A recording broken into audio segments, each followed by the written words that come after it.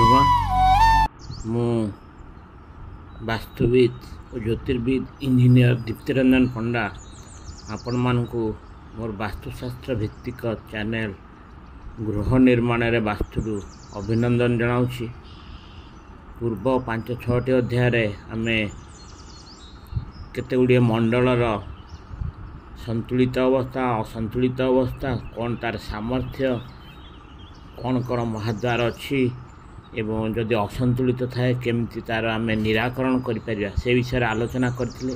सेही क्रम रे आज आमर होची दक्षिण पूर्व बा आग्नेय मंडल जहाँ कहती इंग्राजी ता कहती साउथ ईस्ट मंडल zone south east zone south east zone सामर्थ्य होची यही मंडल आमर आवेग जोटा पैशन अर्थर आगमन कैश फ्लो और सुरक्षा सिक्योरिटी विषय जाना पड़े। यही दिगरु मिलुवा शक्ति आमर आग्रह साहस जीवन शैली को प्रभावित करे। आमर पाखरे थिबा बैंक जमा बा चलंती टंका यही मंडल उपर निर्भर करे। अन्य अर्थरे यह व्यक्ति को सुरक्षा प्रदान करे। यह अंतेवासी मानकर मानसिक शक्ति सुदृढ़ करिଥାଏ एवं प्रत्येक प्रतिकूल परिस्थितिर सामना करिया को साहस जोगाए। यह सहित मध्य आर्थिक परिस्थिति और स्वास्थ्यगत समस्यार सूचना प्रदान करिଥାଏ। दक्षिण पूर्व मंडलटी अग्नितत्व द्वारा विशेष भाव में प्रभावित। यार अधिपति देवता होउछन्ति अग्नि। यही दिगरे माता लक्ष्मी बा धनर देवी को पूजा करा जाए। यही दिगरु आमर सौंदर्यता तेज इत्यादि जना पड़े। यही दिग जो साउथ ईस्ट दिग जो तार अधिपति ग्रह हेले शुक्र। महाद्वार ये दक्षिण पूर्व मंडल दुईटा महाद्वार रही। गोटे हूँ E8 जार नाम हूँ आकाश आ गोटे हूँ S1 सेटा हूँ अनिल। दक्षिण पूर्व दिगरे कौन रहिले संतुलित हुए। दक्षिण पूर्व दिगरे रोषे घर हूँ सबुठ सर्वोत्तम हूँ रोषे घर अग्नि तत्वर जिनस रोषे घर। तेणु रोषे घर टी हूँ सबुठ बढ़िया और संतुलित अवस्था आम कौन सुफल पाऊ। जदि बालांस स्टेट थी दक्षिण पूर्व दिग तेरे अंतेवासी मान पाखे बहुत पैसा संचय हुए। जेकोसी कार्य करने निजर मनर भावना ठीक रहा फल कार्य भी ठीक हुए।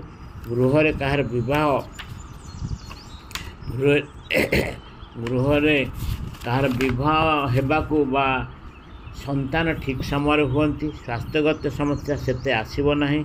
तेणु मन भल रोसी माली मोकदमा केस आसब ना। मुख्य कथा अंतेवासी मानकर मानसिक स्थिति सुदृढ़ हो। असंतुलित अवस्था होदि गृहर दक्षिण पूर्व दिगरे कौन प्रकार वास्तुगत समस्या बा दोष थाए यह असंतुलित अवस्था थाए तेबे अंतेवासी मानकर सर्वदा अर्थाभाव लगी रहिबो। जहाँ रोजगार हुए ताठू अधिक व्यय लोक माने अलसुआ हो जाती। तांकर व्यक्तित्व को कहीं पसंद कर न थांती। व्यवसाय जदि किए बाकी जिनिस नहीं था सुझा को विलंब करती। विवाह बा पिला को गृह किए थे विलंबित होता है। माली मोकदमा आयकर चढ़ाऊ इत्यादि हो पारे। असंतुलित होवार कौन कारण कहीं असंतुलित हुए इनबालांस हबार कारण कौन। दक्षिण पूर्व दिगरे मुख्य द्वार थिले से गृह आर्थिक अनाटन निज निज भितर कलह चोरी राजहानि इत्यादि होता है। यही दिगरे भंडार घर डस्टबिन और अन्य आवर्जना थिले भी इटा असंतुलित हो जाए। यही दिगरे पाइखाना सेप्टिक कुंड थिले असंतुलित होवार बड़ कारण। दक्षिण पूर्व दिग छात उपर पानी टांगी थिले भी असंतुलित हो जाए। यही दिगरे वर्धित अंश बा कटा अंश जोटा एक्सटेंशन कट थिले सेथरे भी असंतुलित हो जाए। यही दिगरे थिबा कोठरी कांथरे अधिक धला और धातु संपर्क रंग पृथ्वीतत्व रंग हलदिया रंग जदि लेपन होइतिबो तेबे भी असंतुलित हो। यही दिगरे थिबा कोठरीर खटा पलंग उपरे बा कबाट झरकार धला हलदिया रंगर बेडसीट पर्दा इत्यादि व्यवहार होते भी असंतुलित हो जाए। यही दिगरे पूजा घर रोते सब बड़ असंतुलित होवार बड़ कारण गोटे। यही दिगरे कूप नलकूप इत्यादि थिले यह अंतेवासी मानक बहुत नकारात्मक प्रभाव पकाए। यही दिगरे दर्पण टंगा हो दिग असंतुलित हो कारण दर्पण हूँ जलतत्व जिनस। रोषे घर गैस रखा प्लाटफर्म रंग कला रंग होते यह महिला मानकर ट्यूमर गोटे बड़ कारण होता है। बर्तमान आम आसवा वास्तुदोष निराकरण साउथ ईस्ट मंडल केमती हो पार। आग प्रथम आम କେଉଁ କାରଣରୁ ଅସନ୍ତୁଳିତ ରହିଛି ସେ କାରଣଟାକୁ ଜାଣି କ'ଣ କ'ଣ ପ୍ରତିକାର ହେବ। ଦକ୍ଷିଣ ପୂର୍ବ ଦିଗରେ ଯଦି ଡଷ୍ଟବିନ୍ ବା ମଇଳା ଜିନିଷ ଠୁଳ ହୋଇଥିବ ସେସବୁକୁ ତୁରନ୍ତ କାଢ଼ି ନଦେଲେ ଏହା ଗୃହକୁ ଅସନ୍ତୁଳିତ କରିଦିଏ। ଦକ୍ଷିଣ ପୂର୍ବ ଦିଗରେ ଜେନେରେଟର ଇନଭର୍ଟର ଇତ୍ୟାଦି ରଖିଲେ ଏହି ଦିଗ ଅସନ୍ତୁଳିତ ହୁଏ। ଯଦି ଏହି ଦିଗରେ ପାଇଖାନା ଥାଏ ତେବେ ଏହାକୁ ଅନ୍ୟ ଦିଗରେ ବ୍ୟବସ୍ଥା କରାଗଲେ ବହୁତ ଭଲ। ଯଦି ତାହା କରିବାକୁ ଅସୁବିଧା ଥାଏ ତେବେ ଧାତୁର ପାତ ଓ ରଙ୍ଗ ଫିତା ଦେଇ ବାସ୍ତୁଦୋଷ ନିରାକରଣ କରିବାକୁ ପଡ଼ିଥାଏ। ଏହି ଦିଗରେ ବା କୂପ ନଳକୂପ ବର୍ଜିତ, ତେଣୁ ଏହାର ବିଶେଷ ଧ୍ୟାନ ଦେବା ଦରକାର। ଯଦି ଥାଏ ଏହାକୁ କ୍ଲୋଜ୍ କରି ଅଲଗା ଜାଗାରେ କରିବା ଭଲ। ଏହି ଦିଗରେ ଲାଲ ରଙ୍ଗର ଇଲେକ୍ଟ୍ରିକ୍ ବଲ୍ବ ଜାଳିଲେ ବାସ୍ତୁଦୋଷ କମିଯାଏ, କାରଣ ଲାଲ ରଙ୍ଗ ହେଉଛି ଅଗ୍ନିତତ୍ତ୍ୱର କାରକ। ଦକ୍ଷିଣ ପୂର୍ବ ଦିଗ କୋଠରୀରେ କାନ୍ଥରେ ଲାଲ ରଙ୍ଗ ଲେପନ କଲେ ଏହା ସନ୍ତୁଳିତ ହୁଏ। ଲାଲ ରଙ୍ଗର ମା ଲକ୍ଷ୍ମୀଙ୍କର ଫଟୋ ବା ମୂର୍ତ୍ତି ଲାଲ ଲୁଗା ପିନ୍ଧାଇ ଆଗ୍ନେୟ କୋଣରେ ରଖିଲେ ଗୃହକୁ ଧନର ଆଗମନ ହୁଏ।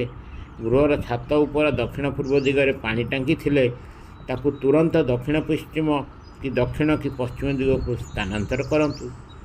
ରୋଷେଇ ଘର ପ୍ଲାଟଫର୍ମରେ କଳା ଗ୍ରାନାଇଟ୍ ବଦଳେଇ ସବୁଜ ବରଦା ମାର୍ବଲ ପକାନ୍ତୁ। ଏହି ଦିଗରେ ସେପ୍ଟିକ୍ ଟ୍ୟାଙ୍କି ଥିଲେ ତୁରନ୍ତ ତାକୁ ବନ୍ଦ କରି ଅନ୍ୟ ସ୍ଥାନରେ କରନ୍ତୁ। ମୋବାଇଲକୁ ଦକ୍ଷିଣ ପୂର୍ବ ଦିଗରେ ଚାର୍ଜ କଲେ ଧନର ଆଗମନ ହୁଏ। ନିଜର ଅଫିସ୍ ବା ଦୋକାନରେ କମ୍ପ୍ୟୁଟରକୁ ଦକ୍ଷିଣ ପୂର୍ବ ଦିଗରେ ରଖି କାମ କରନ୍ତୁ। ଯୋଡ଼ା ଦୌଡ଼ିଥିବା ଦୁଇଟା ଲାଲ ଘୋଡ଼ାର ମୂର୍ତ୍ତି ଏହି ଦିଗରେ ସ୍ଥାପନା କଲେ ବାକିଆ ଥିବା ଅର୍ଥ ଫେରି ପାଇବା ସହ ଅର୍ଥର ଆଗମନ ଯଥାଶୀଘ୍ର ହେବ। ଯଦି ଦକ୍ଷିଣ ପୂର୍ବ ଦିଗ ଅସନ୍ତୁଳିତ ଅବସ୍ଥାରେ ଥାଏ ତେବେ ଏହି ଦିଗରେ ଥିବା କୋଠରୀରେ ଦକ୍ଷିଣ ପୂର୍ବ ଦିଗର କାରକ ଗ୍ରହ ଶୁକ୍ରଙ୍କର ରତ୍ନ ଧବଳକାନ୍ତ ମଣି ଯେଉଁଟା ହ୍ୱାଇଟ୍ ସାଫାୟାର ବା ହୀରା ଡାଇମଣ୍ଡ ପଥର ଟାଙ୍ଗିଲେ ବାସ୍ତୁଦୋଷ ପ୍ରତିହିତ ହୁଏ। ଶେଷର ନିରାକରଣ ହେଲା ଦକ୍ଷିଣ ପୂର୍ବ ଦିଗ ଯଦି ଅସନ୍ତୁଳିତ ଅବସ୍ଥାରେ ଥାଏ ତେବେ ଏହି ଦିଗରେ ଥିବା କୋଠରୀର ଦକ୍ଷିଣ ପୂର୍ବ ଦିଗର କାରକ ଗ୍ରହ ଶୁକ୍ରଙ୍କର ଯନ୍ତ୍ରକୁ ପୂଜା ପରେ ଜୀବନ୍ୟାସ ଦେଇ ସ୍ଥାପନ କଲେ ଏହି ଦିଗ ଅସନ୍ତୁଳିତ ହୋଇଥାଏ। ଆଜି ପାଇଁ ଏଇଠି ପରବର୍ତ୍ତୀ ଅଧ୍ୟାୟରେ ଆମେମାନେ ଦକ୍ଷିଣ ପୂର୍ବ ମଣ୍ଡଳ ଉପରେ ଆଲୋଚନା କରିବା। ଯଦି ଆପଣଙ୍କୁ ମୋର ଏହି ଅଡ଼ିଓଟି ଭଲ ଲାଗିଛି ତେବେ ଏହାକୁ ଲାଇକ୍ କରିବେ ଓ ସବସ୍କ୍ରାଇବ୍ ବି କରିବେ। ଜୟ ଜଗନ୍ନାଥ।